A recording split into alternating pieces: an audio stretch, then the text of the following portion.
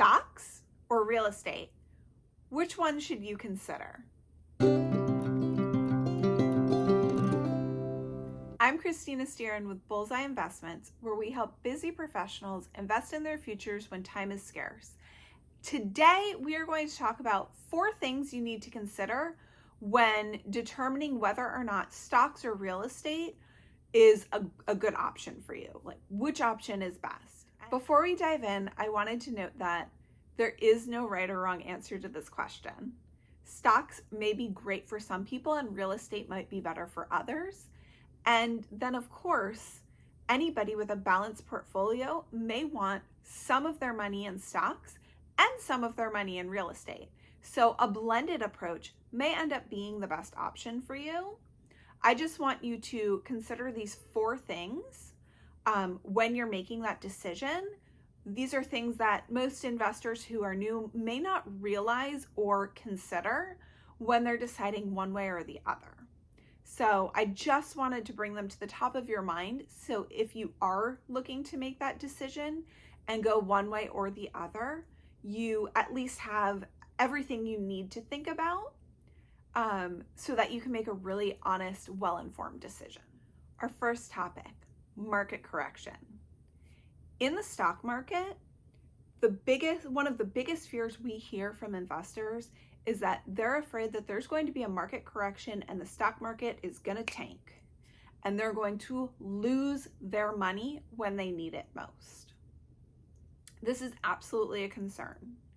It's important to note, though, that historically the stock market, even though it does have these dips, a long-term trend is that it's continually increasing. So if you're looking for somewhere to put your money long-term, stocks might be a better option for you because it'll have that growth.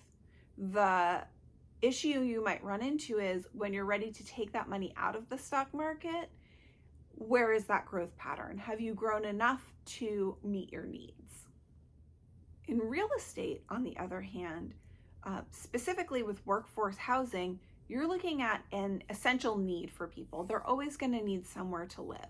So if times are good, people who might not have been able to afford workforce housing might be able to get that. And if times are bad, people who are paying a higher amount for an apartment may downsize to something less expensive. It's also really important to note that in a recession, many people are unable to purchase their own homes, which leads to a really, really, really high demand for apartments and generally a lower supply than the demand is able to accommodate. The second thing to consider is competition. In the stock market, you as an investor don't really have insights into the upcoming tech or trends necessarily. Very savvy investors are able to maybe see some of them, but you can't really pinpoint them. So there's always going to be some sort of competition within that market, and you can't necessarily really strongly account for what the competition to the stock you've invested in is going to be. That being said, if you've watched trends, you might be able to recognize something as up and coming before it gets really popular, and you might be able to purchase that stock for a low price, and as it increases, sell it for a higher price, therefore making a profit. Real estate, on the other hand, is basically comprised of meeting an actual need versus a want, right? So if you think about it, any new apartment complex is going to be a luxury property. There's no financial upside in creating workforce or affordable housing, which means an older apartment community in the right area is really desirable for upgrades and refreshes for that workforce housing or that affordable housing. And the risk of there being a very high vacancy decreases because there is this increasing need for workforce housing and affordable housing for those people who can't afford to buy a home and who can't afford a brand new luxury apartment community. That leads us right into the third area you need to consider, which is consumer behavior. In real estate, you are meeting someone's basic needs. Food, water, shelter, 3 basic needs that every single person has. There is always going to be a need for shelter. So you're not dealing so much with a fickle consumer behavior because you're providing a need, not a want. In the stock market, on the other hand, you are betting on the success of a company and their ability to create a product or a service for consumption. So based on what the consumers want. Consumers can be really fickle. It can be really hard to figure out what trends are going to last, how long they're going to last, what company is going to be able to innovate enough to continue that forward momentum and increases in stock market returns for investors. And of course, the right company with the right innovation may stay on top and dominate for a very long time, but eventually there is always the concern that they're not going to be able to innovate faster than a new company and they might tumble. It happens. The 4th thing to consider is your ability to be in control and the transparency available to you.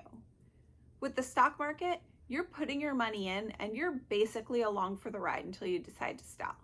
If something goes wrong and that stock tumbles super fast, there's no one you can call to say, hey, what happened? Why did this change? What caused the sharp decline in the stock market and in the value of my investment? Real estate, on the other hand, and specifically within syndications, you have an actual person's name, number, and contact information. So if you're seeing something that you have a question about, you have someone to reach out to directly. If you're seeing something that you would like to offer feedback on, you have a way to actually get in touch with someone and make sure that your voice is heard. Well, there you have it. 4 things to consider when figuring out whether or not stocks or real estate is the better fit for your investment goals. If you have any questions, feel free to leave me a comment below or snag my email from the notes section underneath this video and send me an email directly. I love hearing from you guys and I'm always available to answer any questions you might have. If you found this video super helpful and you know somebody else who might be deciding between stocks and real estate investments, feel free to share. And if you found it super helpful and you don't know anybody who is trying to decide between stocks and real estate investments, feel free to like the video so that other people see that it has been of value to you and it might be of value to them too. Otherwise, if you're interested in being the first to know about any videos posted in the future, subscribe to our channel so that you are able to be the first to know about any new content we put out, and you're able to continue becoming a super savvy investor. We'll talk to you soon. Have a great day.